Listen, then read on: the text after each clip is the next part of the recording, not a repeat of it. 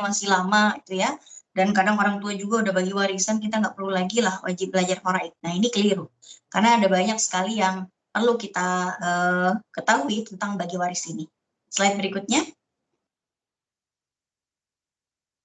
Wa may ya'sillaha wa rasulah. Nah ini dia. Allah berfirman di dalam surat An-Nisa ayat 14. Jadi di dalam An-Nisa ayat 11, 12, dan 13, disitulah kalau teman-teman ingin mengetahui dari manakah sumber kewajiban belajar ilmu waris. Jadi di surat An-Nisa 11, 12, 13, di situ Allah sangat detail sekali dalam menjelaskan berapa dapat berapa. Ya, istri dapat sekian kalau begini, suami dapat segini kalau begini, anak dapat begini kalau begini, dan lain sebagainya. Jadi penjelasan tentang ayat Al-Quran tentang waris itu lebih detail bahkan dengan yang berkaitan dengan sholat. Kalau sholat mungkin hanya kewajibannya saja dalam Al-Quran, tapi detail-detail pelaksanaannya enggak. Detail-detail pelaksanaan itu ada di dalam hadis Nabi. Ya, ngangkat tangan saat takbiratul ihram bagaimana, yang batalkan wudhu itu detailnya apa saja, itu semuanya tidak lengkap dalam Al-Quran. Tapi dalam bagian warisan, Allah menjelaskannya langsung secara detail. Ya, walaupun mungkin di dalam hadis-hadis Nabi juga ada beberapa penjelasan-penjelasan tambahan terkait ilmu waris ini. Intinya di sini dalam firman Allah, orang yang membagi warisan tidak memakai hukum Islam, mengabaikan perintah dalam Al-Quran, ini terancam masuk ke dalam neraka dan akan kekal di dalamnya. Berikutnya. Ta'allamul faraidah kama tata'allamun al-Quran. Umar bin Khattab sudah mengatakan bahwa mempelajari ilmu waris dengan mempelajari Al-Quran itu sejajar, sama pentingnya. Kenapa? Kalau di zaman sekarang kita banyak sekali menemukan pesantren-pesantren tahfidz ya, anak-anak tahfidz, kemudian lembaga-lembaga tahfidz, baik itu tingkat anak-anak sampai mahasiswa, itu banyak sekali. Tapi sedikit sekali orang-orang yang punya keinginan untuk belajar waris atau mengajarkan anaknya tentang waris. Ya, padahal keduanya itu sejajar. Berikutnya.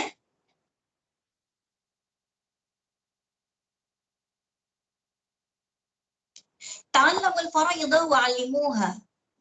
Pelajarilah ilmu faraid, kata Nabi, wa'allimuha, dan ajarkanlah kembali. Setelah kita belajar, kita mengajarkan. Fa'innahu nisful ilmi, karena sesungguhnya belajar ilmu waris itu adalah separuh dari ilmu, wa huwa yunsa wa huwa awwalu ma yunza'u min ummati. Dan belajar ilmu waris itu adalah sesuatu yang akan pertama kali dicabut dari umatku, kata Nabi. Gitu ya. Jadi nanti di hari kiamat nanti akan ada bukan di hari kiamat, di akhir zaman nanti, orang-orang yang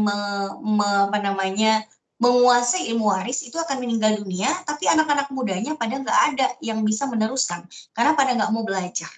Ya, jadi kelangkaan ilmu waris ini harus menjadi concern kita. Kemudian berikutnya, ta'allamul faraidah wa'allimuhan nas. Nah, ini tentang kelangkaan belajar ilmu waris yang disampaikan oleh Rasulullah. Kan Nabi belajar ilmu waris. Fa ini imurun makbudun, karena sesungguhnya aku ini adalah orang yang pasti akan meninggal dunia, kata Nabi. Wa innal ilma sayuqbad, dan ilmu itu suatu saat ilmu waris ini akan dicabut. Wa tadhharul fitan, sampai-sampai nanti di akhir zaman akan banyak fitnah-fitnah yang berkaitan dengan harta, hatta yakhtalifal isnani fil faridah la yajidani may yaqdi biha.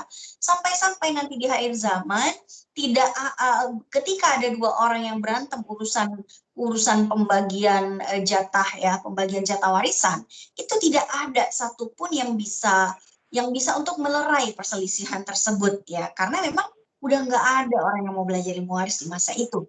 Tapi fitnah hartanya masih ada. Tapi ketika Nabi mengatakan bahwa salah satu fitnah terberat umatku itu adalah harta, kata Nabi. Ya, jadi fitnah terbesar kita adalah harta. Betapa banyak orang-orang alim yang matanya jadi hijau kalau udah ngelihat uang gitu ya. Maka bahkan Nabi mengatakan kalau kamu ingin mengetahui tingkat agama seseorang, maka berilah dia amanah terkait dengan uang. Apakah dia amanah menjaganya atau dia ada malah berkhianat. Ya, nah, ini adalah salah satu ciri-ciri keamanahan seorang mukmin adalah ketika dia diberikan amanah keuangan. Berikutnya.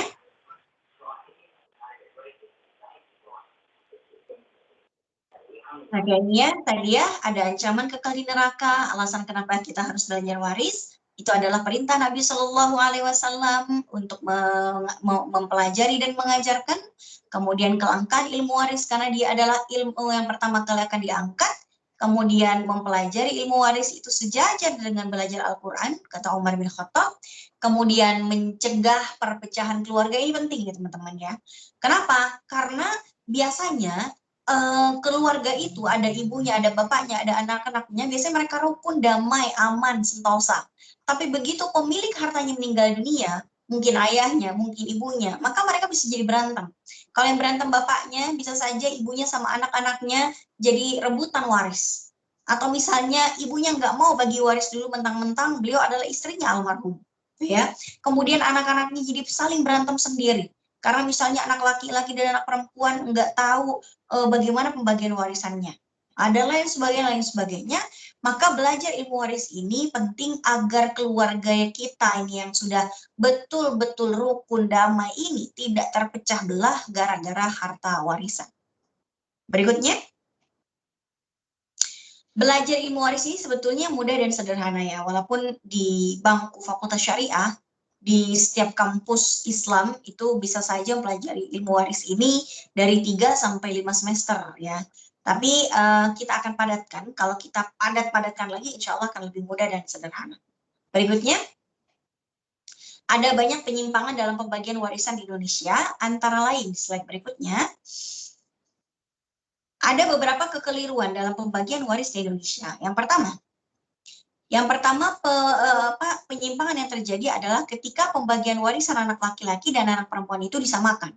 Maka pembagian warisan antara anak laki-laki dan perempuan itu harusnya dibedakan. Kenapa dibedakan?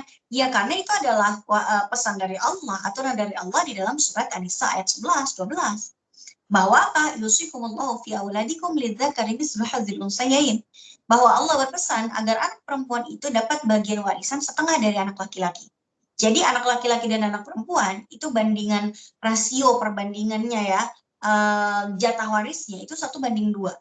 Jadi kalau misalnya harta peninggalan orang anaknya 1 laki-laki 1 perempuan dan tidak ada lagi ahli waris yang lainnya, kemudian harta warisnya itu adalah 1,5 miliar, maka 1 miliar untuk anak laki-laki, 1,5 miliar untuk anak perempuan. Kalau ditanya kenapa ini tidak adil, enggak, ini adil. Ya, kenapa? Karena yang 1,5 miliar itu untuk si anak perempuan itu 100%. Dia tidak ada kewajiban membaginya dengan siapapun, sementara untuk anak laki-laki dia wajib menafkahi orang lain. Dia wajib menafkahi istri, dia wajib menafkahi anaknya, bahkan mungkin masih ada orang tuanya yang menjanda yang harus dia urus. Nah, maka dia akan ada bagi-bagi uang di situ karena banyaknya kewajiban finansial yang dia tanggung. Kemudian berikutnya, bagi waris sejak masih hidup. Nah, ini juga penyimpangan, ya. Bagi waris ketika masih hidup, misalnya orang tuanya bilang sama anak-anaknya, nah nanti kalau bapak meninggal, kamu dapat ini, dapat itu. Yang jadi masalah adalah kalau pesan-pesan tersebut tidak sesuai dengan pembagian warisan. Ya, hanya pesan-pesan saja, pesan-pesan seorang ayah yang bertentangan dengan ketentuan bagi warisan. Misalnya anak perempuannya ternyata dikasih rumah yang lebih gede daripada anak laki-laki, padahal warisannya cuma rumah doang, nggak ada warisan yang lain. Kalau memang anak perempuan mau dapat warisan yang rumah yang besar, maka anak laki-laki mungkin dapat rumah yang lebih kecil, tapi juga ada warisan yang lain. Misalnya tanah, misalnya deposito, misalnya emas, dan lain sebagainya. Intinya total nominal bagi waris untuk laki-laki itu 1:2 dibandingkan anak perempuan. Nah, maka bagi waris sejak masih hidup ini menjadi malapetaka sebetulnya. Anak-anaknya bingung, ini kita mau bagi waris sesuai dengan ketentuan Islam atau sesuai dengan pesan-pesan Bapak. Tapi masalahnya pesan-pesan Bapak itu tidak sesuai dengan ketentuan waris yang ada. Nah, ini kadang-kala bisa jadi penyimpangan tersendiri. Berikutnya hibah waris. Hibah waris itu maksudnya orang tuanya itu ketika memberikan harta pada sebagian ahli waris, itu tidak jelas apakah itu dihibahkan, apakah tidak. Kalau itu cuma dipinjamkan, maka itu bisa diwariskan suatu saat nanti. Tapi kalau dihibahkan, berarti tidak diwariskan. Saya kasih contoh kasusnya ya. Misalnya ada seorang ayah memiliki 2 anak laki-laki. Ketika anak laki-laki yang pertama mau menikah, dan ketika menikah, si bapaknya bilang sama anaknya, kamu kan udah jadi suami orang sekarang. Kamu nggak usah bingung cari rumah kontrakan, pakai aja rumah papa yang di Depok misalnya. Atau rumah papa yang di Menteng deh, biar lebih mewah gitu ya. Papa punya rumah nih di Menteng, kamu pakai aja. Biar dekat sama kantor kamu. Kamu kan kantornya di Tamrin tuh. Kamu tinggal aja di Menteng, biar dekat tuh Menteng Tamrin. Ah, itu kan, atau Menteng Sudirman. Atau Menteng Gatot Subroto, atau Menteng Kuningan. Tuh Menteng kan selalu di tengah-tengah kota yang berdekatan dengan semua pusat perkantoran di pusat Jakarta. Nah, jadi si anak ini disuruh oleh bapaknya untuk tinggal di Menteng. Ya kan? Lalu kata si anak, oke ya, siap. Kemudian si anak ini tinggal di Menteng, lalu dia beranak pinak di situ, keenakan tinggal di Menteng, dia lupa untuk menabung dan membeli rumah sendiri, karena dia menganggap itu adalah hadiah dari bapaknya. Padahal bapaknya cuma bilang, pakai aja. Selama ini dia rukun dengan adiknya, dengan ayahnya, dengan ibunya rukun. Tapi begitu ayahnya meninggal dunia, apa yang bisa terjadi? Yang bisa terjadi, bisa saja nanti adiknya bilang sama abangnya, bang, rumah yang di Menteng yuk bagi waris. Itu kan milik papa, abang kan cuma dipinjem. Ya, papa tidak pernah memberikan pada abang, papa cuma minjemin doang, sehingga itu masih dimiliki oleh papa. Rumah itu status kepemilikannya milik papa. Kalau itu milik papa, papa meninggal, maka rumah itu harus dibagi waris. Apa kata abangnya? Oh tidak, ini adalah pemberian ayah kita. Itu adalah wedding present. Ya, itu adalah wedding gift dari ayah kita. Jadi itu udah dihibahkan sama saya, kata abangnya. Maka tidak dibagi waris, kalau ini udah milik saya. Terus kata ibunya, nggak bisa begitu, nah itu masih atas nama mama. Nah, itu rumah di Menteng itu atas nama mama, berarti itu di rumahnya itu milik mama. Nggak perlu kalian bagi waris, itu bukan punya kamu wahai anak sulung, itu bukan bagi waris wahai anak bungsu, itu punya mama, itu atas nama mama. Kata anak-anaknya, nggak bisa, Ma. Itu memang di atas namakan mama, tapi yang membeli itu adalah papa kita, karena yang kerja adalah papa. Mama cuma jadi ibu rumah tangga biasa. Akhirnya yang terjadi apa? Berantem semuanya. Anak, kakak, adik, dan ibunya semuanya berantem. Itulah yang terjadi kalau ada yang namanya hibah waris, ketika orang tua tidak jelas apakah rumah itu di atas namakan ibunya, itu maksudnya si suami menghibahkan pada istrinya atau tidak. Ketika ayahnya suruh anaknya make, apakah rumah itu dihibahkan pada anaknya atau tidak. Nah, ini yang menjadi sumber masalah sebetulnya. Makanya harus dijelaskan ketika mau mengatasnamakan atau mau menyuruh orang menempati, itu harus jelas akadnya, itu hibah atau tidak. Nah, itu ya, karena akan jadi masalah ketika pemiliknya itu meninggal dunia. Berikutnya, masalah berikutnya adalah harta bersama yang dikuasai oleh suami dan istri. Ketika istrinya meninggal dunia, suaminya tidak mau bagi waris, ya. Nah, ini adalah sesuatu yang keliru. Karena kalau istrinya itu punya harta, ya bagi waris lah. Mungkin anaknya butuh, mungkin orang tua istri butuh warisan. Nah, sehingga kalau misalnya suaminya tidak mau bagi waris, sama saja dia menghalang-halangi orang lain untuk mendapatkan hak warisnya. Berikutnya, nah ini sama ya, harta bersama, harta waris dikuasai istri atau suami. Jadi harta bersama ini harus dipilah dulu kepemilikannya, misalnya rumahnya dibeli oleh suami dan istri. Harus jelas itu kepemilikannya milik berdua kah atau misalnya tidak gitu ya. Apakah rumahnya itu misalnya kepemilikannya 50-50 atau 40-60 atau misalnya tidak ada perjanjian apapun, anggaplah 50-50. Maka kalau suami meninggal dunia, maka separuh dari kepemilikan rumah tersebut ya harus dibagi waris kepada ahli warisnya. Begitu juga kalau harta warisan. Harta warisan dikuasai istri dan suami, ini juga keliru ya. Jadi kalau ada satu meninggal dunia, maka jangan terlalu menunggu bertahun-tahun untuk dibagi waris, takut ahli waris yang lain keburu meninggal dunia sebelum dapat jatah warisnya. Seperti misalnya ada seorang suami meninggal dunia, istrinya tidak mau bagi waris dulu, padahal anak-anaknya banyak yang butuh uang, ya. Anaknya ada yang butuh untuk modal bisnis, ada juga yang mau masuk S2, ada juga yang mau melamar anak orang, gitu ya.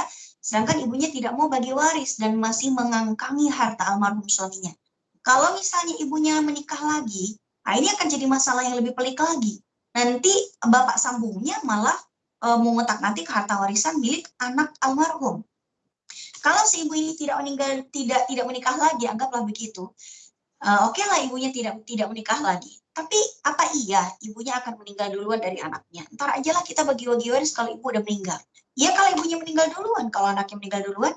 Kalau anaknya meninggal duluan, maka anak-anaknya akan meninggal dunia sebelum mendapatkan hak warisnya.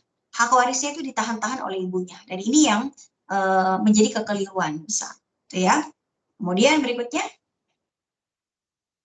menunggu semua wafat. Ini juga ya termasuk yang menunda-nunda pembagian waris. Betapa banyak di sini nih, saya tinggal di Kuningan Setiabudi, nggak jauh dari Medco di Sudirman. Jadi di sini di Kuningan Setiabudi banyak sekali orang-orang Betawi yang tanahnya itu jadi sengketa. Kenapa? Karena itu udah dimiliki oleh engkong-engkongnya, orang-orang Betawi di sini ya. Banyak udah digusur, tapi juga banyak yang belum digusur. Dan tanahnya itu dibiarkan saja, tidak dibagi waris, tidak diapa-apain. Nunggu ada developer yang menawar. Tapi adanya developer nawar, mungkin setelah generasi ketiga.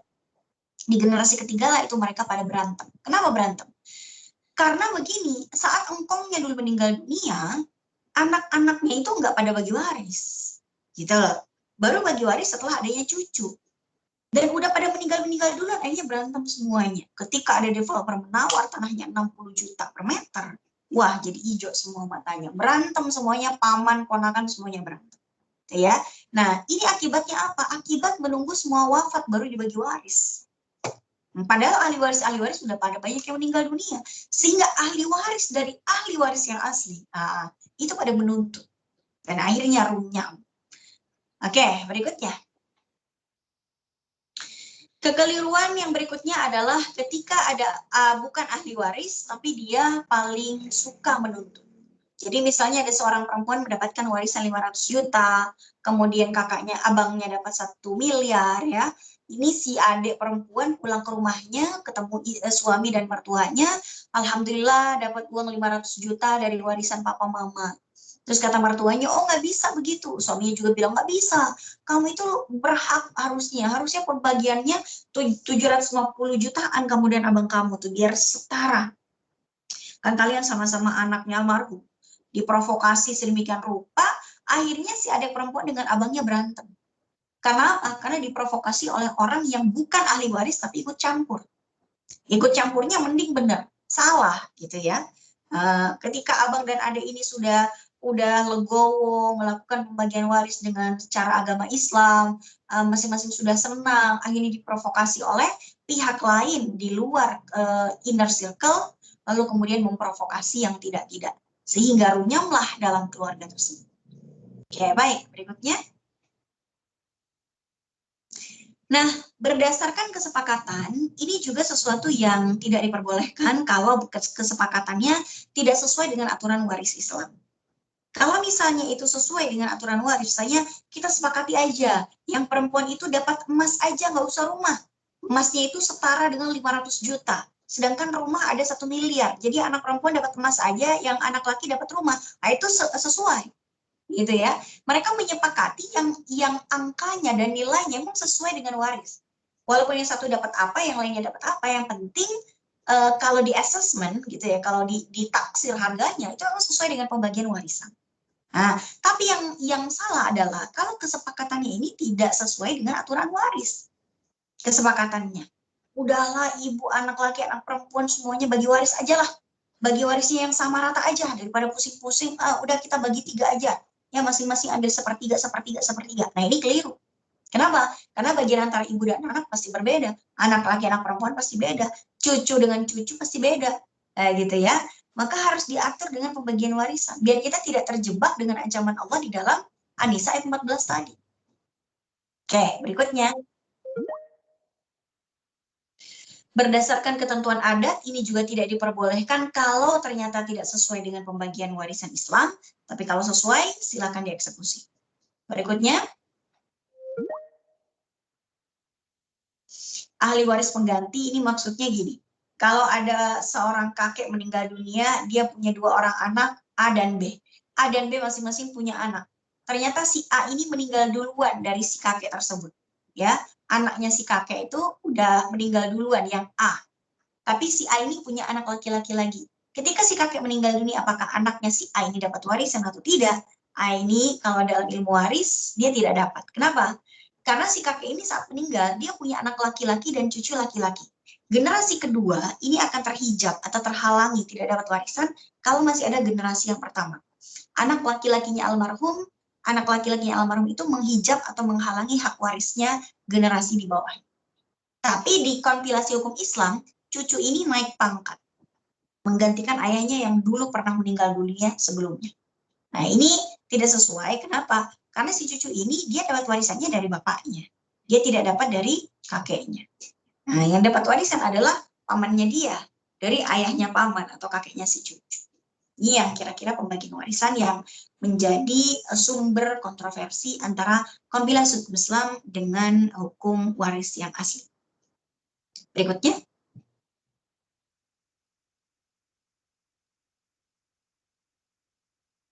Ya.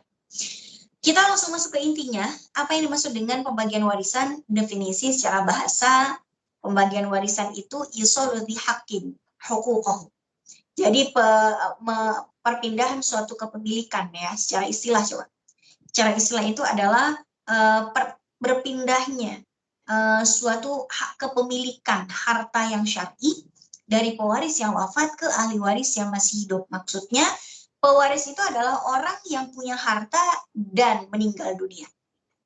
Jadi teman-teman di sini tidak boleh terdistrak dengan kata pewaris dan ahli waris. Pewaris itu seperti yang seperti yang kita dengar tuh pewaris itu yang menerima warisan. Tapi kalau di ilmu waris, kalau kita cek di KBBI ya, di Kamus Besar Bahasa Indonesia, pewaris itu ya yang mewariskan. Sedangkan ahli waris yang menerima warisan. Jadi definisi ilmu waris itu adalah pindahnya hak kepemilikan dari pewaris yang wafat ke ahli waris yang masih hidup. Berikutnya. Nah, ini adalah pembagian ya. Pengertian antara warisan hibah dan wasiat. Warisan ini waktu akadnya kapan? Yang pertama setelah wafat. Ya, yang pertama adalah setelah wafat. Artinya gini, warisan itu tidak ada pembagian warisan kecuali memang pemiliknya sudah meninggal dunia. Kadangkala yang sering terjadi, tanya jawab gitu ya, ada seseorang punya anak, punya ini, punya itu, punya sepupu, punya apa, tapi ternyata dia belum meninggal. Bagaimana pembagian warisannya? Ya nggak ada bagi waris, harus meninggal dulu, baru bagi waris. Ya, kemudian bagaimana dengan waktu penyerahannya? Waktu waktu penyerahannya nanti kalau udah meninggal dunia. Ya, jadi waktu akadnya harus setelah wafat, tidak ada sebelum wafat bagi warisan. Berikutnya.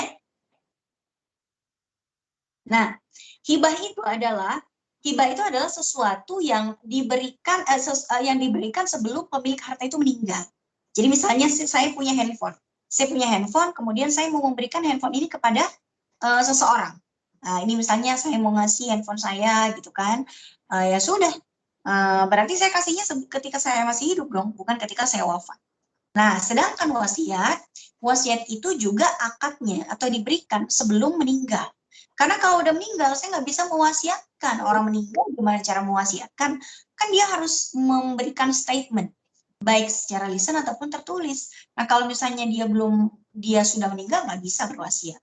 Ya, cuman waktu penyerahannya itu berbeda. Waktu penyerahan waris itu pasti setelah pewaris itu meninggal. Jadi nggak ada bagi waris ketika masih hidup, ini saya mau ngasih warisan, nggak ada. Tapi akadnya itu setelah wafat, perpindahan kepemilikannya juga setelah wafat. Nah, kemudian hibah.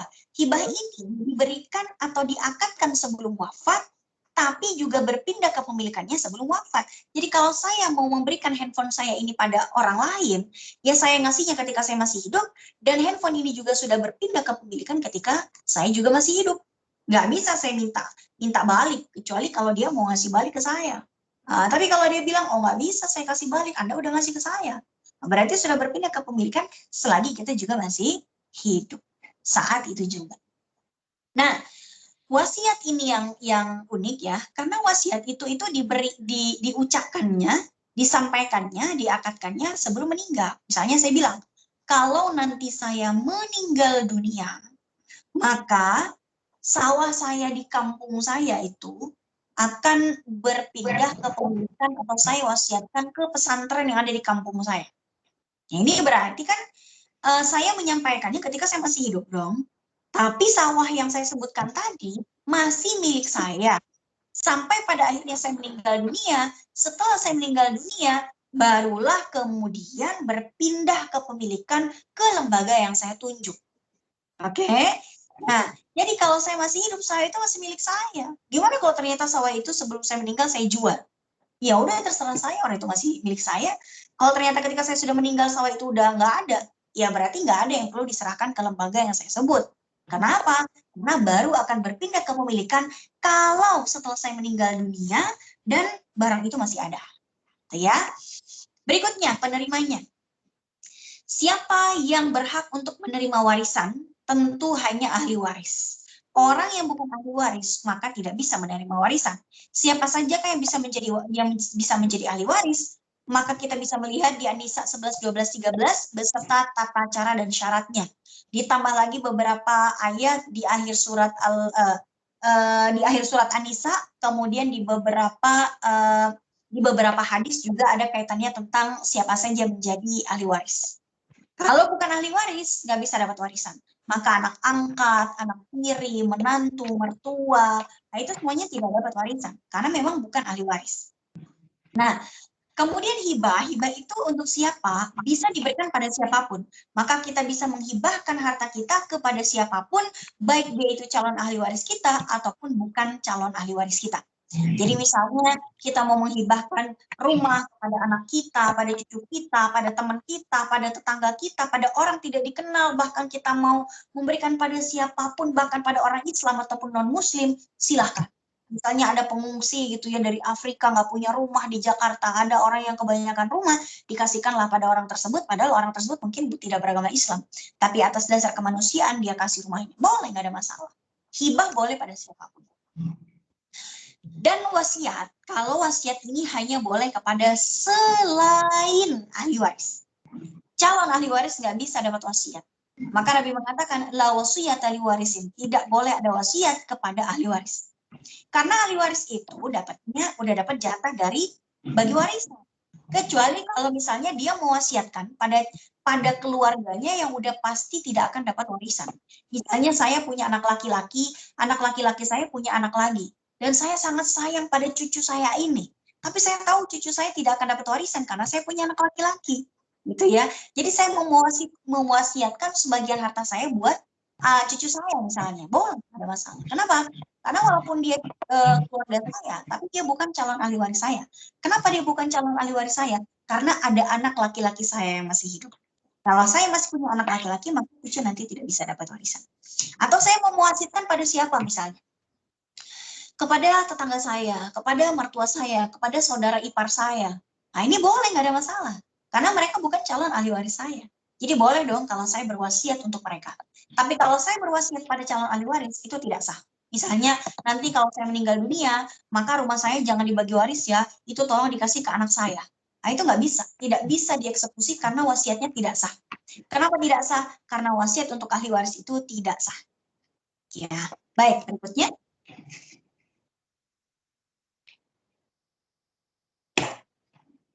Bagaimana dengan nilai harta? Nilai harta ini pembagian warisnya harus sesuai dengan ilmu faraid yang akan kita bahas nanti. Kemudian hibah itu bebas, 100% boleh. Ada orang misalnya yang menghibahkan 100% hartanya, silahkan. Tapi kalau wasiat itu maksimal sepertiga saja. Karena ketika ada seseorang yang mau berperang, kemudian dia bilang, saya wasiatkan kalau saya meninggal dunia, Rasulullah semua harta saya buat baitul mal saja. Maka kata Nabi, enggak, setengah sepertiga saja. Wasulusu kasir, sepertiga itu udah banyak, kata Nabi. Biar apa? Biar 2/3-nya menjadi haknya ahli waris. Jadi maksimal sepertiga, boleh kurang, nggak boleh lebih. Misalnya dia mau mewasiatkan hartanya 1/4, 1/6, 1/10, 1/20, silakan. Tapi tidak boleh lebih dari sepertiga. Setengah gitu nggak boleh. Ya, atau 2/3 gitu nggak boleh. Jadi maksimal sepertiga banyaknya. Kalau kurang boleh, lebih jangan. Kemudian berikutnya, hukum bagi pemberi. Nah, warisan itu wajib untuk dieksekusi karena memang itu adalah perintah dari Allah langsung. Kemudian hibah sunnah. Sunnah itu maksudnya kita tuh mau menghibahkan sebagian harta kita, silahkan. Ya, kalau tidak ya sudah. Kalau kita menghibahkan berarti kita dapat pahala. Kalau enggak ya udah nggak ada masalah. Wasiat itu juga sunnah. Maksudnya apa? Kalau sebelum meninggal kita berwasiat kepada lembaga tertentu untuk kebaikan, untuk tabungan kita di akhirat, tentu kita dapat pahala. Tapi jika pun kita meninggal dunia tidak berwasiat apapun, itu juga tidak masalah, karena itu bukan suatu kewajiban. Nah, bagaimana hukum implementasinya? Warisan itu wajib untuk dieksekusi sesuai dengan pembagian warisan yang sudah ditetapkan. Dan hibah, kalau kita sudah menghibahkan suatu benda, maka wajib untuk diserahkan. Ya, wajib untuk diserahkan. Kalau kita sudah menghibahkan. Nah, kemudian wasiat. Wasiat itu kalau kita sudah berwasiat, maka ketika kita meninggal dunia, maka ahli waris kita wajib untuk menyampaikan amanah dari kita. Ya, misalnya saya nih sebelum meninggal dunia bilang nanti mobil saya, saya habis beli mobil nih. Nah, kemudian saya bilang nanti kalau saya meninggal dunia mobil saya serahkan untuk lembaga Rumah Fikih Indonesia untuk untuk akomodasi lembaga ya untuk dakwah gitu ya, misalnya ada ustadznya yang tidak punya mobil ya harus berdakwah keluar kota apa segala macam, silakan saya wasiatkan untuk lembaga Rumah Fikih Indonesia. Boleh saja. Nah, kalau saya meninggal dunia, maka mobil itu nggak boleh dibagi waris. Maka suami saya atau anak saya harus menyerahkan mobil itu ke lembaga Rumah Fikih Indonesia. Maka sisa dari peninggalan harta saya itulah yang dibagi waris dengan syarat mobil itu nilainya tidak lebih dari 1/3 dari total semua harta yang saya miliki.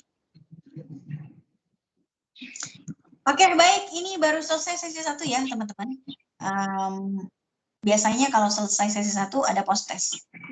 Saya buka post-test dulu ya, nanti saya tanya, kalau mau jawab teman-teman silakan, kalau enggak ya saya jawab sendiri aja. Nih, bolehkah wasiat diberikan kepada ahli waris? Jawabannya adalah tidak boleh. Wasiat diberikan pada ahli waris tidak boleh. Boleh. Tidak boleh ya, B. Tidak boleh. Tidak boleh. Tidak boleh ya, jawabannya tidak boleh, B. Wasiat tidak boleh diberikan pada ahli waris.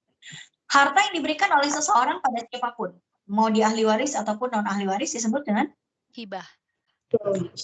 B. Oke, yang ketiga. Berapa jumlah maksimal harta yang boleh diwasiatkan pada selain ahli waris? Sepertiga. Berikutnya. Apa perbedaan warisan dan hibah? A atau B atau C? Warisan di A.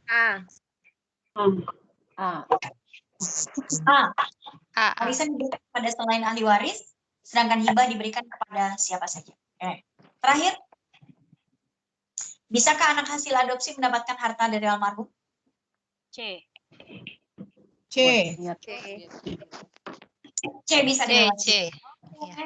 Semuanya sudah lolos di sesi 1, kita berangkat ke sesi berikutnya. Sesi 2.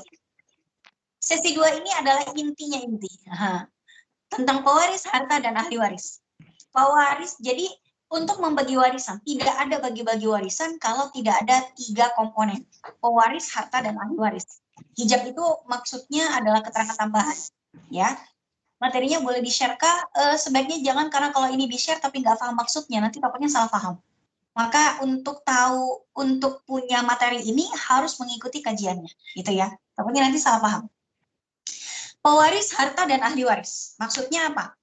Kalau tidak ada satu saja dari salah satu komponen yang 3 ini, maka tidak ada bagi waris. Hijab itu apa? Hijab itu bukan kerudung ya, bukan gamis, bukan. Hijab itu dalam waris itu maksudnya penghalang. Hijab itu adalah sesuatu yang menghalangi ahli waris untuk mendapatkan warisan karena ada ahli waris yang lebih dekat nasabnya dengan almarhum. Contoh cucu laki-laki atau cucu perempuan, cucu lah pokoknya. Seorang cucu tidak bisa mendapat warisan dari kakeknya kalau kakek ini masih punya anak laki-laki. Jadi cucu terhijab oleh anak laki-laki. Cucu tidak bisa dapat warisan kalau ada anak laki-laki dalam daftar ahli waris.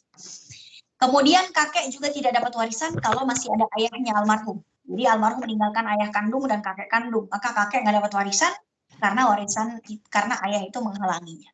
Nah, gitu ya. Nah, itu hijab. Nah, jadi pewaris harta dan ahli waris inilah 3 komponen yang paling penting. Karena kalau ada pewaris saja, pewaris itu udah kita bahas tadi ya, orang yang punya harta dan meninggal dunia hartanya mau dibagi waris. Kalau ada pewaris dan dia punya harta, tapi dia tidak punya ahli waris karena dia sebatang. Lagi sambil ini ada sesi apa pengajian. Oke, udah di-mute ya semuanya.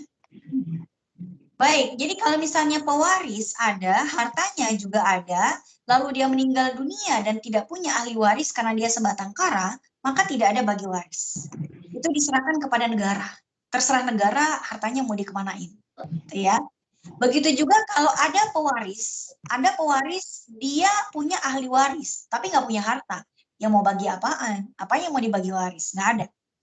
Begitu juga kalau misalnya ada ahli waris, kemudian slide-nya nggak jalan, emang belum jalan karena belum selesai. Jadi ahli waris dan harta. Misalnya ada hartanya, ada ahli warisnya, tapi pewarisnya belum meninggal dunia, itu juga belum bisa bagi-bagi warisan, gitu ya. Oke, pokoknya ada 3 komponen ini, pewaris yang meninggal dunia, harta, dan ahli waris. Slide berikutnya. Rukun yang pertama tentang pewaris, oke. Next, pewaris. Pewaris ini siapa sih dan bagaimana? Pewaris ini adalah orang yang meninggal dunia yang hartanya akan dibagi waris. Oke, kemudian berikutnya. Syaratnya adalah syaratnya dia harus beragama Islam. Karena kalau dia tidak beragama Islam, maka hartanya ya dibagi waris sesuai dengan agama tersebut atau sesuai dengan ketentuan adat dan lain sebagainya. Kalau pewarisnya adalah Muslim, maka hartanya harus dibagi waris sesuai dengan syariat Islam. Dan dia pun sudah harus wafat. Kalau belum wafat, tidak ada bagi-bagi warisan. Berikutnya, harus punya harta benda, ya. Karena kalau nggak ada hartanya, mau bagi-bagi apa? Berikutnya, kewajibannya apa? Kewajiban pewaris itu yang pertama harus belajar ilmu waris. Kenapa dia harus belajar ilmu waris? Agar dia itu tahu dan bisa memberi informasi pada anak cucunya agar hartanya nanti dibagi sesuai dengan agama Islam kalau dia sudah meninggal dunia. Berikutnya, mengajarkan ahli waris, ya.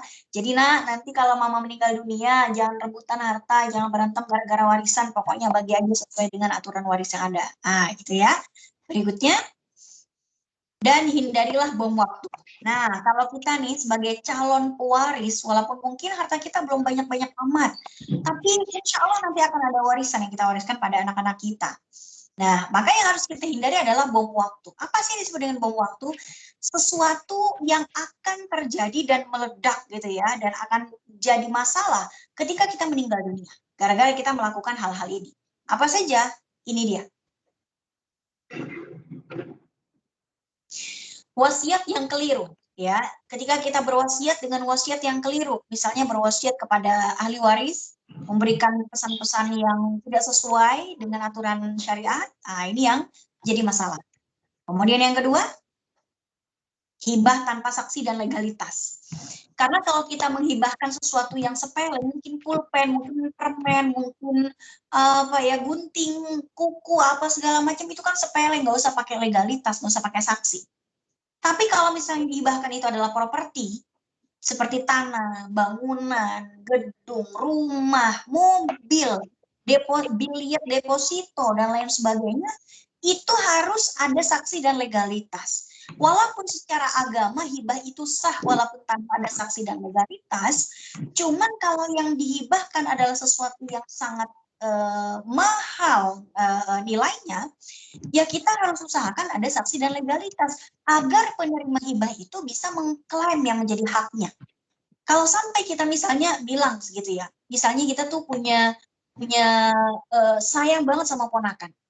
Saya sayang banget nih sama ponakan saya.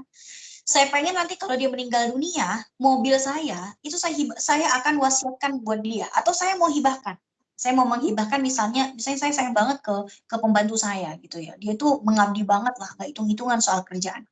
Mbak, saya mau ngasih hibah nih. Ini saya punya emas batangan, ini buat Mbak. Tapi saya akan bantu simpenin dulu ya di berangkas saya, biar nanti Mbak nggak kehilangan. Nah, ini saya hibahin nih. Oh iya Bu, makasih. Kalau saya meninggal dunia, kira-kira si Mbak ini bisa nggak mengklaim pada suami dan anak-anak saya kalau ketika saya memberikan emas itu pada pembantu saya tanpa saksi dan legalitas? Nggak bisa. Suami saya belum tentu percaya. Anak-anak saya juga belum tentu percaya. Kecuali kalau saya sempat menginformasikan pada mereka. Gitu ya. Suamiku, anak-anakku, ini saya mau ngasih emas batangan buat si Mbak ini. Nah, ini kan ada saksinya gitu. Kalau tidak ada saksi, tidak ada legalitas, orang yang kita kasih hibah tidak bisa mengklaim kepemilikannya begitu pemberi hibah itu meninggal dunia. Ya, baik, berikutnya. Berikutnya berhutang diam-diam, ini juga bom waktu banget. Berapa banyak istri yang menderita gara-gara suaminya berhutang diam-diam. Akhirnya debt kolektornya itu menagih pada istrinya. Pada istrinya nggak tahu apa-apa. Dan suaminya pun tidak meninggalkan harta warisan apapun. Mungkin meninggalkan harta warisan, tapi warisannya jauh lebih sedikit daripada hutangnya. Ini jadi masalah. Coba kalau misalnya berhitungnya itu, berhutangnya itu ya ngasih tahu istrinya setidaknya. Maka istrinya mungkin kalau suaminya meninggal dunia, harta warisannya tidak dibagi waris, tapi dipakai untuk melunasi hutang-hutang suaminya. Yang sering jadi masalah, harta warisan almarhum udah dibagi waris, udah dipakai oleh ahli warisnya, tiba-tiba baru ketahuan bahwa almarhum itu punya hutang. Nah, ini yang jadi masalah. Ya, berikutnya. Next. Harta yang samar-samar. Harta yang samar-samar itu maksudnya apa? Harta yang tidak diketahui siapa pemiliknya, karena antara de facto dan de jure itu berbeda. Fakta dan hukumnya itu berbeda. Artinya misalnya gini, misalnya suami saya beli tanah pakai duit dia, tapi di atas namakan saya. Ya, nanti kalau misalnya suami saya meninggal dunia, ini nanti saya sama anak-anak bisa berantem nih. Kenapa? Saya meyakini bahwa tanah itu milik saya. Buktinya di atas namakan saya. Padahal suami saya bisa saja pakai nama saya untuk dipinjam doang namanya, biar ngurus tanahnya itu cepat. Gitu ya. Nah, anak-anak misalnya, oh enggak, itu punya Abi, kan Abi yang dulu beli gitu ya, bukan mama yang beli. Ya tapi kan pakai nama mama, dipinjam doang kali. Ah, ini jadi masalah gitu. Kan jadi berantem antara ibu dan anak. Begitu juga kalau misalnya gini, misalnya saya beli mobil, udah satu, begitu saya beli mobil yang kedua, saya mau pakai nama ponakan saya. Biar nggak dapat pajak progresif, karena nama ponakan tidak ada di kartu keluarga saya. Kalau saya meninggal dunia, bisa saja anak saya dan keponakan saya berantem. Ponakan saya mengklaim ini atas nama kita kok, STNK sama BPKB atas nama saya, kata ponakan saya gitu kan. Terus kata anak-anak saya, tapi kan ibu kami yang beli, dia kan cuma pinjam nama kamu. Akhirnya berantem. Maka harta yang samar-samar ini harus kita hindari. Ya, kalaupun misalnya saya harus pakai nama ponakan saya, setidaknya ada surat perjanjian bahwa mobil ini adalah milik saya, milik Aini Aryani, yang diatasnamakan ponakan, yang kalau saya meninggal dunia berarti dibagi waris. Karena itu adalah milik saya, bukan milik ponakan saya cuma pakai nama dia untuk masalah administrasi saja. Itu ya kira-kira. Ya kalau misalnya mobilnya cuma sekelas mobil-mobil murahan, mungkin tidak terlalu jadi berantem gitu ya, atau apalagi mobil bekas. Coba kalau mobilnya itu sekelas Tesla, atau sekelas Velfire dan Alphard, atau Land Cruiser, bisa berantem itu antara anak dan ponakan. Ya, berarti sesama mereka kan sepupu nih. Nah, antara sepupuan nih jadi berantem. Ya, baik. Berikutnya. Oke, rukun yang kedua tentang harta warisan. Nah, ini ketentuannya bagaimana harta warisan? Ketentuannya adalah A, silakan slide berikutnya. Syarat harta yang dibagi waris ini, hartanya ini harus harta yang legal dan halal. Kalau hartanya misalnya hasil korupsi, nggak bisa dibagi waris, balikin ke negara. Kalau itu miras, ya itu pabrik minuman keras, ya nggak boleh diwariskan. Kenapa? Ya harus dihancurkan. Kenapa? Karena itu tidak boleh dimiliki oleh orang Islam. Berikutnya, dimiliki selagi hidup. Artinya harta tersebut pernah dimiliki oleh almarhum, oleh pewaris. Kalau harta tersebut baru datang setelah almarhum meninggal dunia, ya maka itu tidak dibagi waris. Contohnya ada orang meninggal dunia, lalu kemudian banyak yang takziah, lalu yang takziah ngasih uang santunan, ya biasanya di baskom yang ditutupin kain tuh ya. Kalau di dalam baskom yang ditutupin kain itu ternyata ada amplop isinya cek puluhan juta atau ratusan juta, maka cara pembagiannya apakah sesuai dengan bagi waris? Anak laki-laki dapat 2 kali lipat daripada anak perempuan? Jawabannya enggak. Karena itu bukan warisan, itu santunan. Santunan dari penyantun kepada keluarganya almarhum. Ya terserah keluarga mau diapain, mau buat biaya pengurusan jenazah, mau dibuat untuk biaya sekolahnya anak-anaknya almarhum yang mau dihandle oleh istrinya almarhum misalnya, silakan saja, nggak dibagi waris. Karena itu adalah hadiah dari penyantun ke keluarganya almarhum dan tidak pernah dimiliki oleh almarhum selama hidup. Nah, yang menjadi milik almarhum ketika sebelum mati, itulah yang dibagi waris. Oke, berikutnya. Tidak tercampur, kalau harta almarhum itu tercampur, baik itu tercampur dengan harta istrinya atau dengan harta partner bisnisnya, maka harus dibelah dulu. Mana kepemilikan almarhum dan mana kepemilikan partnernya. Kalau itu kepemilikan bersama suami istri, maka yang dibagi waris hanya milik suami saja sahamnya, sedangkan saham istri itu tidak dibagi waris. Begitu juga kalau misalnya dia itu punya usaha catering atau travel, maka dibagi dua. Sahamnya almarhum berapa, saham temennya berapa. Maka yang dibagi waris hanya jatahnya almarhum saja, gitu ya, yang dibagi waris, sedangkan saham partnernya tidak. Kemudian berikutnya, sudah dikeluarkan dari pembagian warisan sebelum bagi waris, harus sudah dikeluarkan biaya jenazahnya, harus dikeluarkan biaya zakatnya kalau ada, atau hutangnya kalau ada, gitu ya. Begitu juga wasiatnya. Kalau sudah mengeluarkan biaya pengurusan jenazah, hutang, wasiat, silakan kalau dibagi waris. Jangan bagi waris dulu, baru kemudian nanti ngurusin ini, gitu ya. Ini kebalik. Baik, berikutnya yang paling penting adalah rukun yang ketiga adalah ahli waris. Ahli waris ini siapa saja yang berhak untuk mendapatkan warisan. Syarat menerima warisan yang pertama adalah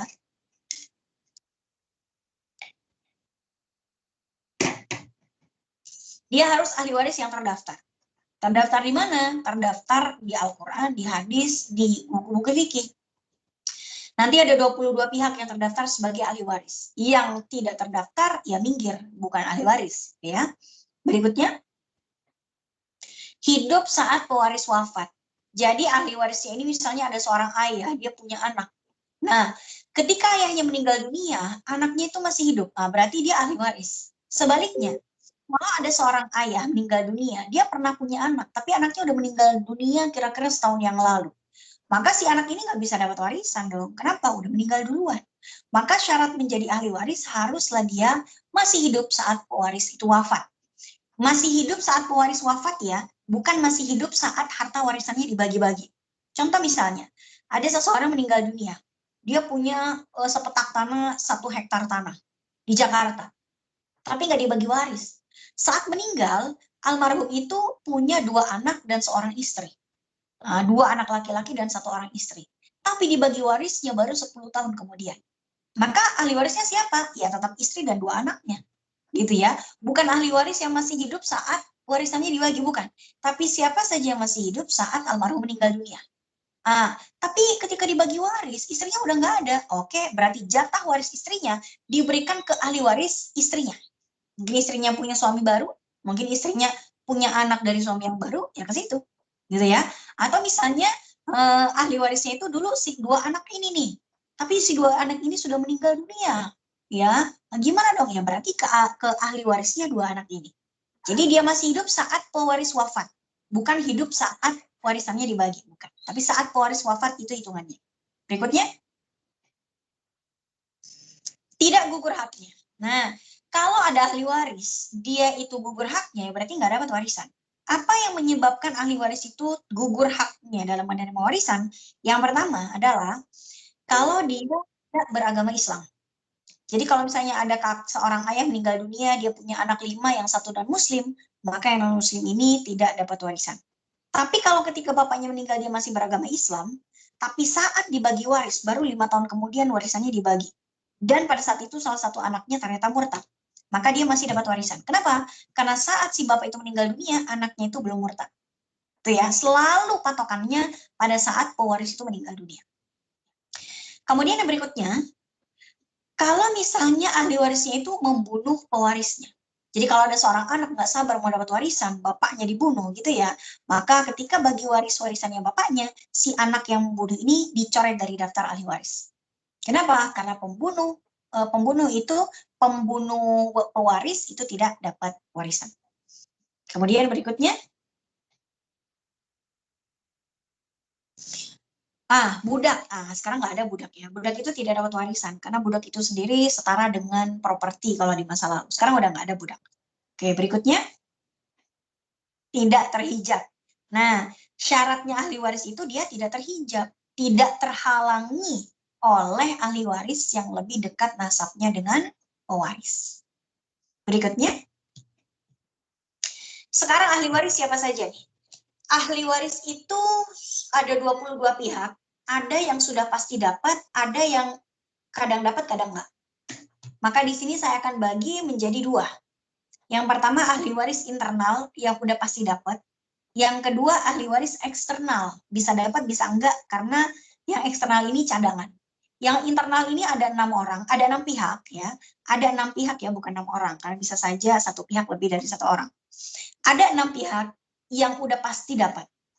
Ya, udah pasti dapat, tidak akan pernah terhijab. Ya, tidak akan terhalang haknya untuk dapat warisan. Oke, terus nah, dari 22 pihak ini kan 6 pihak itu udah pasti dapat. Sisanya yang 16 itu cadangan. Atau disebut dengan ahli waris eksternal kalau kita bilang. Dia tidak pasti dapat warisan atau tidak. Berikutnya,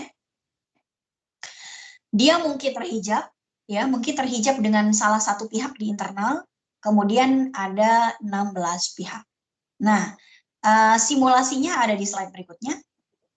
Ini dia, ada almarhum gitu ya, ahli waris internal, ini almarhum, berikutnya. Nah, ini dia yang udah pasti dapat warisan ya. Yang pertama anak laki-laki, ya pihak pertama. Bisa saja anak lakinya lebih dari 1, maka saya bilang bukan 1 orang ya, tapi 1 pihak. Pihak pertama adalah anak laki-laki kandung, kemudian yang kedua adalah anak perempuan kandung, kemudian yang ketiga dan keempat itu adalah pasangan sah, ya bukan mantan pasangan, tapi masih berstatus sebagai pasangan. Kemudian orang tua kandung terdiri dari ibu kandung dan ayah kandung. Jadi kalau misalnya ada orang meninggal dunia, dia masih punya pasangan yang sah, punya anak kandung dan orang tua kandung, maka semuanya dapat warisan tanpa ada penghalang apapun. Jadi kalau misalnya, wah suami saya meninggal, cuma dia masih punya ibu, ibunya dapat enggak? Udah pasti, gitu ya. Nah, kemudian berikutnya, nah ini yang internal kan tadi 6. Nah, sekarang yang eksternal siapa saja? Pertama adalah ayahnya ayah. Ya, ayahnya ayah ini cadangan. Kalau misalnya ayah nggak ada, ayahnya ayah nih yang dapat. Ya, kemudian ibunya ayah. Oke, ibu kandungnya ayah. Berarti buat almarhum itu nenek ya, nenek dari jalur ayah dan kakek dari jalur ayahnya almarhum. Berikutnya, kalau misalnya almarhum punya saudara, baik itu saudara kandung, saudari kandung, silakan slide-nya disempurnakan terus, pencet 3 kali lagi. Ya, oke, stop.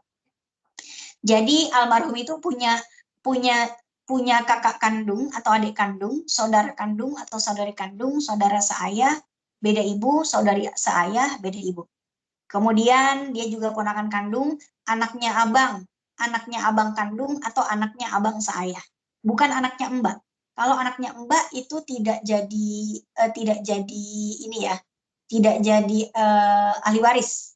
Kalau ponakan datangnya dari mbak atau adik perempuan itu bukan jadi ahli waris, tapi dia dapat yang dapat warisan itu cuman keponakan laki-laki dari saudara laki-laki. Ya, saudara laki-laki kandung atau saudara laki-laki seayah beda ibu. Berikutnya, paman, seayah, dan seibu. Nah, paman, seayah, dan seibu itu maksudnya apa? Kalau ayah itu punya abang kandung, ya berarti itu paman kandung kita. Nah, atau slide pencet sekali lagi, paman seayah. Maksudnya dia dengan ayah hubungannya hanyalah hubungan seayah saja beda ibu. Dia dengan paman, kita punya paman nih, tapi hubungan paman dengan ayah kita, mereka tuh punya ayah yang sama, tapi beda ibu. Ya, paman seayah kita bilang. Berikutnya, calon ahli waris cadangannya adalah anaknya paman alias sepupu. Paman yang dari jalur ayah ya. Ayah punya abang, abangnya ayah punya anak. Nah, itu sepupu bisa jadi ahli waris cadangan juga. Berikutnya, paman seayah juga punya anak, itu sepupu juga. Nah, ini juga bisa jadi cadangan ya kalau nanti ahli waris internal ada yang missing. Berikutnya adalah cucu laki-laki dan cucu perempuan yang datangnya dari anak laki-laki. Jadi yang bisa menjadi calon ahli waris kita adalah cucu yang datangnya dari anak laki-laki, bukan cucu yang datangnya dari anak perempuan. Kalau kita punya anak perempuan kita punya anak lagi, itu bukan calon ahli waris kita. Dia binnya udah bin ke ayahnya, bukan bin ke ibunya, gitu ya. Jadi nasabnya udah tidak tersambung pada almarhum. Nah, kemudian berikutnya adalah nenek dari jalur ibu.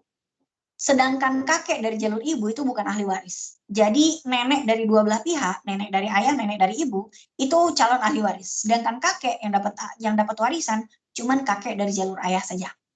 Ya. Jadi kalau misalnya almarhum meninggal dunia, dia memiliki nenek dan kakek dari ibunya. Nah, berarti yang dapat warisan cuma neneknya doang. Oke, berikutnya.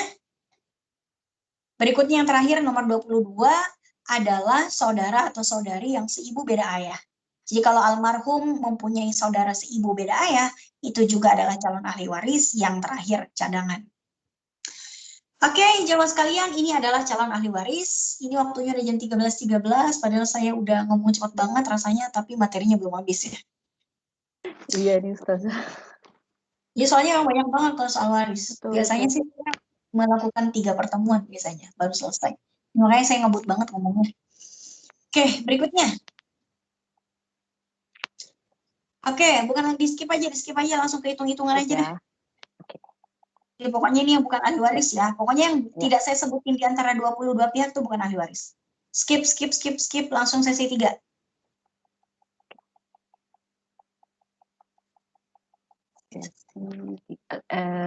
Sebentar. Masih sesi 2 ini ya? Kok balik lagi? Iya ya. Sebentar. Ini terulang. Iya, kepencet kayak tadi. Saya juga jadi deg-degan.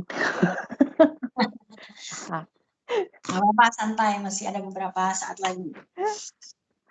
Sebentar. Ini. Kok ini sih? Santai, jangan panik. Sesi 3. Sesi 3. Bentar. Sesi 2. Aha. Oke, saya tahu di mana salahnya. Nah,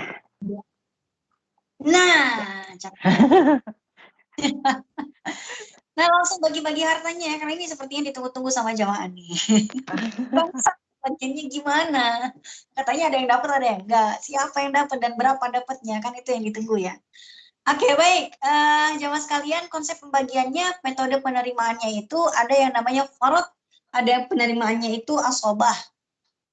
Farad itu adalah pembagian waris yang sudah ditentukan nilai pecahannya. Jadi kalau di dalam Al-Quran itu pecahannya itu pecahan ya, bukan persentase sekian per sekian enggak, tapi pecahan. Sepersekian.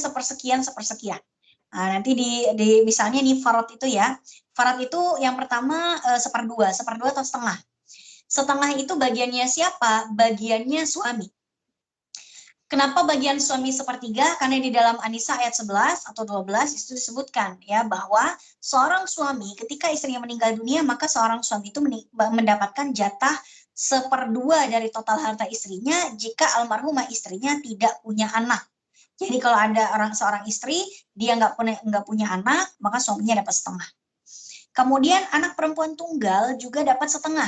Ya, jadi kalau anak perempuan tunggal ada seseorang meninggal dunia, dia anaknya sematawayang satu-satunya, anak sematawayang ya, maka si anak perempuan ini dapat setengah dari total harta almarhum orang tuanya. Next, seperempat itu bagian suami kalau almarhumah istrinya punya anak. Ya, siapa lagi yang dapat seperempat? Bagian istri kalau suaminya punya anak. Ya, kalau suaminya tidak punya anak. Nah, ini kan kalau dibagi begitu saja pada nggak paham karena nggak ada penjelasannya ya ini. Jadi suami itu dapat setengah kalau almarhumah istrinya tidak punya anak. Sedangkan suami kalau almarhumah istrinya itu tidak punya anak maka seperempat. Jadi suami itu kemungkinannya kalau nggak dapat setengah ya dapat seperempat. Tergantung almarhumah istrinya punya anak atau tidak. Kalau almarhumahnya punya anak, berarti bagiannya hilang setengahnya. Harusnya dapat setengah malah jadi seperempat, gitu ya. Kemudian berikutnya istri ya, istri itu bagiannya kalau enggak 1/4 maka 1/8. Jadi 1/4 itu adalah bagian istri kalau almarhum suaminya tidak punya anak, maka istri dapat 1/4. Kalau suaminya punya anak, almarhum suaminya punya anak, maka istri dapatnya 1/8. Berikutnya. Sepertiga ini bagiannya ibu atau ayah. Kalau almarhum anaknya tidak punya anak. Nah, kalau almarhum anaknya itu punya anak, ya kalau yang wafat itu adalah kalau almarhum itu punya anak dan punya orang tua, ya maka orang tuanya atau ibunya nanti dapat 1/6. Coba cek yang 1/6. Nah, ayah dan ibu ya. Ayah, ibu, kakek, nenek dapat 1/6 kalau almarhum itu punya anak. Jadi kalau almarhum punya anak, maka ayah dan ibunya almarhum atau kakek dan neneknya itu dapat 1/6. Ya, ingat kakek nenek nggak akan dapat warisan kalau ada ayah dan ibunya almarhum. Ya, kakek neneknya almarhum maksudnya. Teman-teman kalau saya bilang di sini kakek dan nenek, berarti kakek neneknya siapa? Almarhum ya. Kalau ayah ibu maksudnya ayah ibunya almarhum. Kalau saya bilang ibu berarti ibunya almarhum. Kalau saya bilang istri berarti istrinya almarhum, selalu merujuknya kepada almarhum. Oke, berikutnya. Berikutnya 2/3, ini adalah bagian anak perempuan yang lebih dari 1. Jadi ketika almarhum itu atau almarhumah meninggal dunia, dia punya anak perempuan lebih dari 1 dan tidak punya anak laki-laki. Anaknya cuma perempuan doang. Dan itu pun lebih dari 1 ya. Jadi kalau ada almarhum punya anak perempuan saja, kalau anak perempuan sajanya itu tunggal maka setengah, kalau lebih dari 1 berarti 2/3. Ya. Berikutnya. Asobah itu adalah sisa, ya. Biasanya yang dapat asobah itu adalah pihak laki-laki atau pihak perempuan yang berada di jalur persaudaraan, saudara atau saudari itu biasanya bisa dapat asobah, atau juga anak perempuan bisa dapat asobah kalau dia punya saudara laki-laki. Jadi misalnya almarhum itu punya anak, tapi nggak cuma perempuan doang. Kalau anaknya perempuan doang, bagiannya adalah setengah atau 2/3, tergantung berapa jumlah anak perempuannya. Tapi kalau almarhum itu punya anak perempuan dan juga anak laki-laki, maka tidak ada konsep 1/2 dan 2/3. Ya, adanya apa? Semua anak-anaknya dapat sisa. Misalnya almarhum meninggalkan istri dan anak-anak laki-laki dan perempuan, maka istrinya dapat 1/8 karena almarhum punya anak. Dan anak-anaknya almarhum itu dapat sisanya. Bukan anak perempuan dapat setengah atau 2/3 ya, enggak. Itu syaratnya kalau tidak ada anak laki-laki dari almarhum. Kalau almarhum punya anak laki-laki juga, maka anak laki-laki plus anak perempuannya itu sama-sama mendapatkan asobah atau sisa dengan komposisi anak laki-laki dapat 2 kali lipat dari anak perempuan. Next. Fard. Apa itu fard? Fard dan asobah itu apa? Fard dan asobah itu adalah kalau ada satu pihak, yaitu ayah. Seorang ayah itu bisa dapat 2. Kadang dapat fard, kadang dapat asobah. Kadang dapat dua-duanya. Seorang ayah itu mendapatkan fard dan asobah itu kalau almarhum punya anak perempuan saja. Jadi kalau almarhum hanya punya anak perempuan saja, maka ayahnya itu dapat 1/6 plus sisa kalau ada sisanya. Kalau nggak ada sisanya berarti cuma dapat 1/6. Kalau masih ada sisanya berarti sisanya buat ayah. Kita langsung praktek ya. Next. Langsung skip aja, langsung ke contoh soal. Langsung contoh soal saja. Oke. Lanjut ya. Mudah-mudahan teman-teman nggak tergesa-gesa ke kantor ya. Ini saya deg-degan ya sebetulnya. Kalau saya sampai malam juga hayo. Cuma teman-teman kayak yang lagi pada sibuk. Ini belum Ustazah. Terus saja. Biar nggak kelamaan, langsung ke contoh soal deh. Ini ibaratnya kalau kita kuliah nih langsung semester 8 nih. Sebelumnya contoh soal, nanti contoh soalnya ya. Ini ya? Contoh sebelumnya, klik sebelumnya biar ada contoh soalnya. Bukan Pak Sujono. Ini. Pak Sujono. Nah, Pak Sujono meninggal dunia. Dia meninggalkan istri dan 2 anak laki-laki. Ya, istrinya Bu Suti, anaknya Supri Slamet. Gimana bagian warisannya? Tadi udah saya contohkan ya. Istrinya dapat 1/8, sisanya buat anaknya. Coba kita cek jawabannya. Oke. Ya, yang pertama dibagikan ke fard dulu, yang ada pecahan. Karena kalau yang dapat pecahan nggak dapat berarti nggak ketahuan sisanya.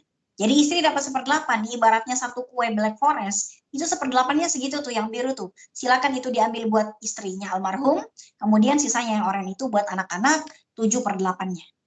Nah, karena anaknya sama-sama cowok, 2, ya berarti bagiannya sama. 7/8-nya nanti dibagi 2 dengan sama rata. Next. Ini dia. Pewarisnya Sujono, jumlah hartanya 8 miliar. Kita ngomongnya contohnya miliaran aja ya, biar semangat ngitungnya. Pusing banget. Kalau cuma 8 juta nggak semangat ya. Berikutnya. Ya. Next. Ya, Suti, Supri, Selamat. Suti itu istrinya, Supri dan Selamat itu adalah anak-anaknya.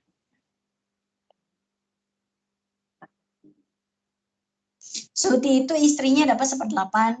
Kenapa 1/8? Karena almarhum punya anak, sedangkan anak-anaknya itu dapat asoba atau sisa.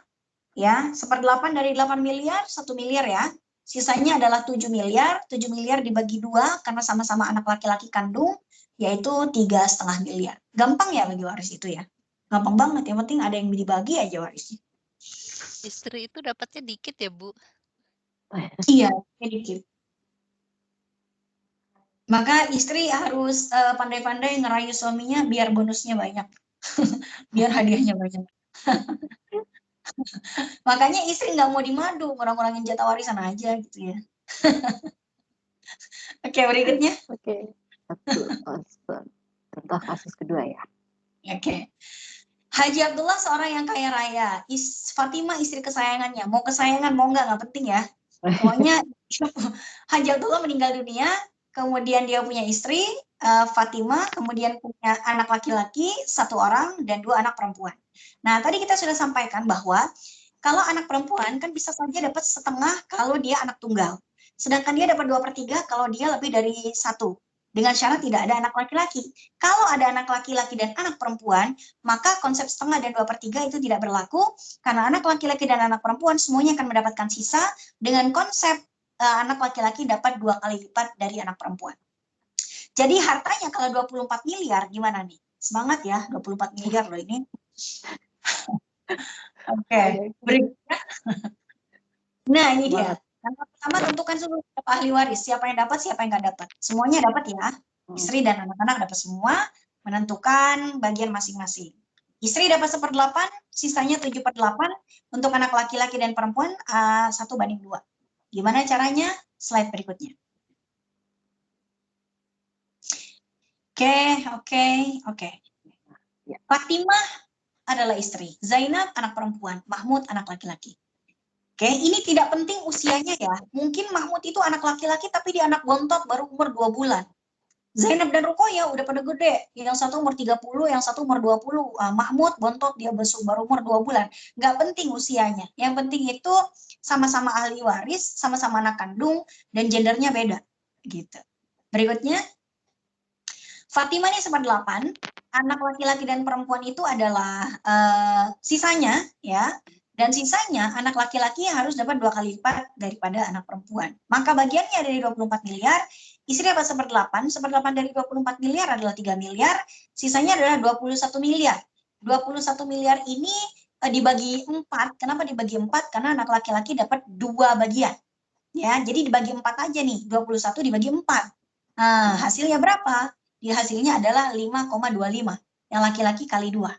Bagi Zainab 5/4, Ruqayyah 5/4 M, Mahmud 10,5 M. Coba kita tambah ya. 3 ditambah 5/4, 5/4.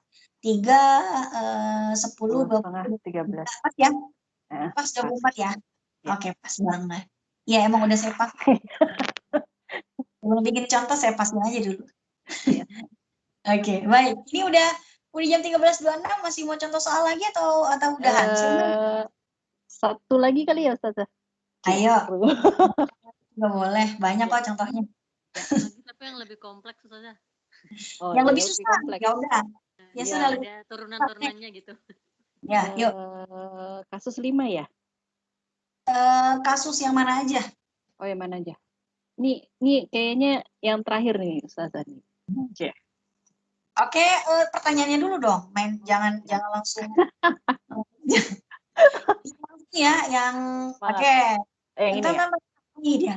Meski mu'alaf, mu'alaf atau nggak mu'alaf nggak penting. Pokoknya ketika meninggal dia berstatus orang Islam ya. Jangan terkecoh dengan semua. Ibu Christine istrinya juga demikian. Artinya sama-sama mu'alaf gitu kan. Keduanya pengusaha sukses namun aduh ini apa lagi soal nggak penting.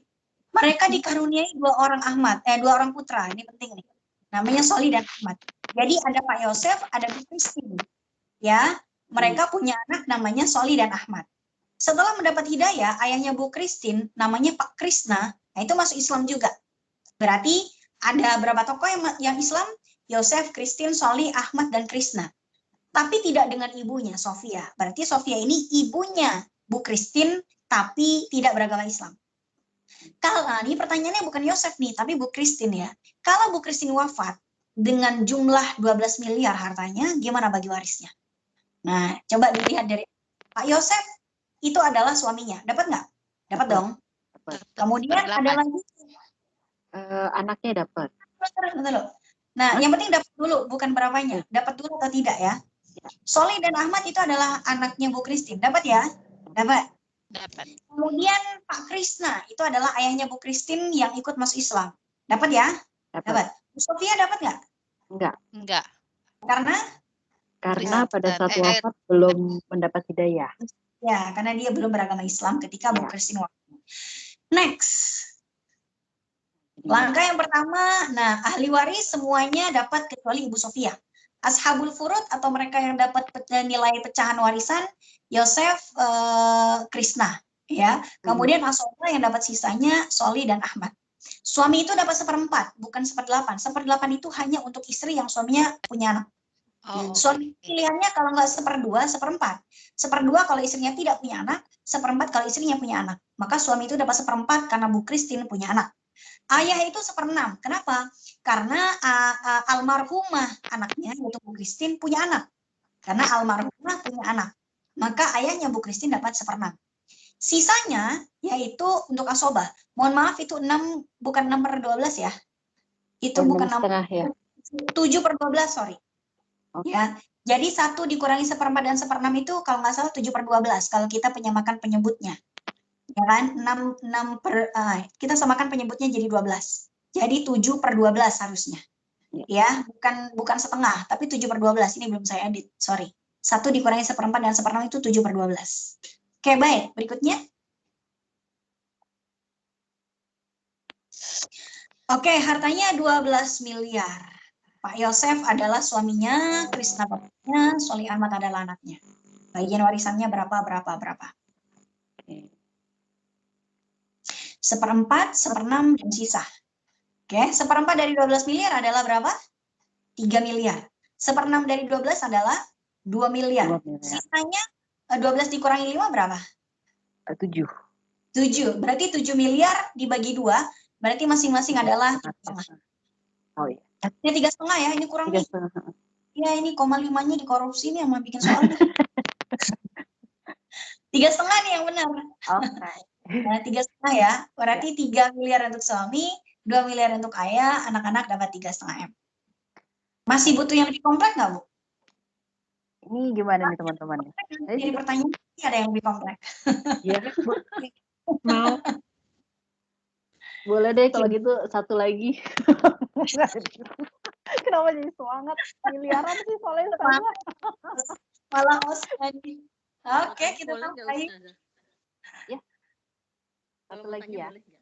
Oke, baik. Aduh, ini lagi nih yang bikin pertanyaan staf saya nih. Bikin nama ribet. Sintas. Langsung aja deh. Langsung ke contoh berikutnya. Maksudnya ke langkahnya. Ini nih. Satu lagi. Skip. Yang bentar. Ini dia ya. Jadi ada seorang perempuan meninggal dunia namanya Santi. Dia meninggalkan suami bernama Budi, ibu bernama Sinta, anak perempuan namanya Juwita, dan saudara laki-laki. Kenapa saudara laki-lakinya Bu Santi dapat? Karena Bu Santi nggak punya anak laki-laki. Kalau misalnya almarhum tidak punya anak laki-laki atau tidak punya ayah kandung, maka ahli waris eksternal alias cadangan itu bisa masuk. Dan cadangan yang paling bisa masuk itu adalah saudara kandung. Baik saudara laki-laki atau saudara perempuan. Karena di sini Santi tidak punya saudara perempuan, adanya saudara laki-laki. Maka Santo itu jadi ahli waris. Seandainya Juwita ini adalah anak laki-laki, maka maka Santo ini nggak dapat warisan. Terhalang haknya dengan anak laki-laki. Tapi karena tidak punya anak laki-laki nih Bu Santi, maka abangnya dapat ke daftar ahli waris. Ya, si suami dapat 1/4. Kenapa? Karena Bu Santi punya anak. Seandainya Bu Santi tidak punya anak, Pak Budi dapat setengah. Kemudian Bu Sinta, ibunya almarhumah, itu dapat 1/6 karena almarhumah Santi punya anak. Juwita sebagai anak perempuan satu-satunya sematawayang tunggal, maka dia dapat setengah. Ya. Kemudian abangnya Bu Santi yang bernama Santo itu dapat sisanya.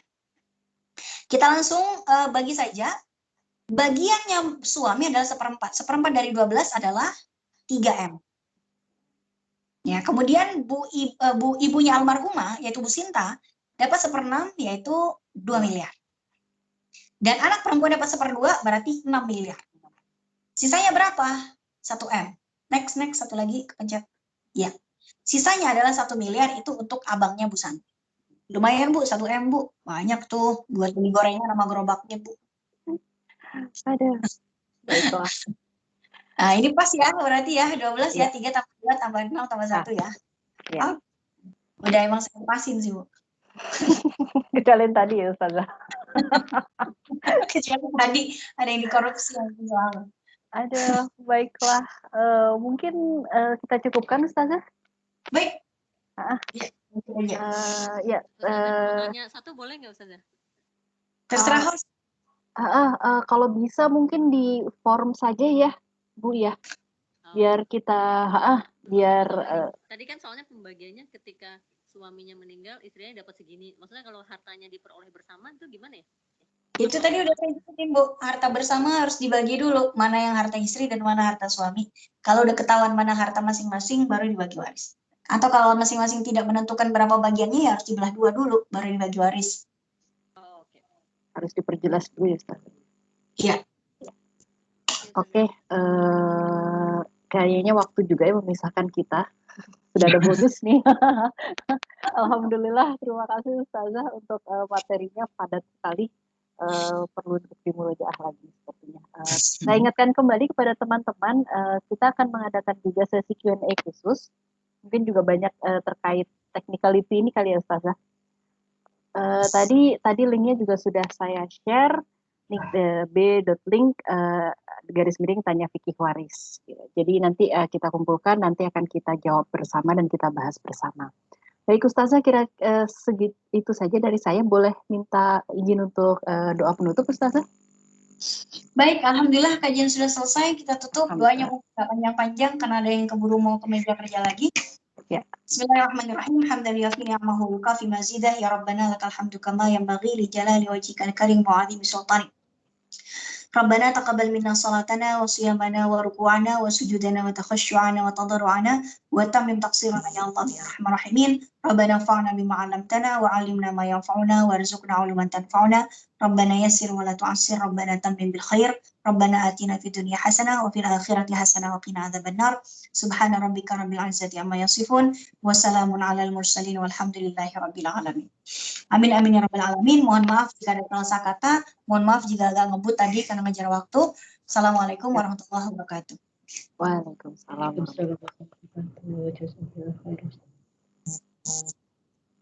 Baik, saya izin menutup Ustazah. Sekali lagi jazakallahu khairan. Sampai jumpa di pertemuan selanjutnya.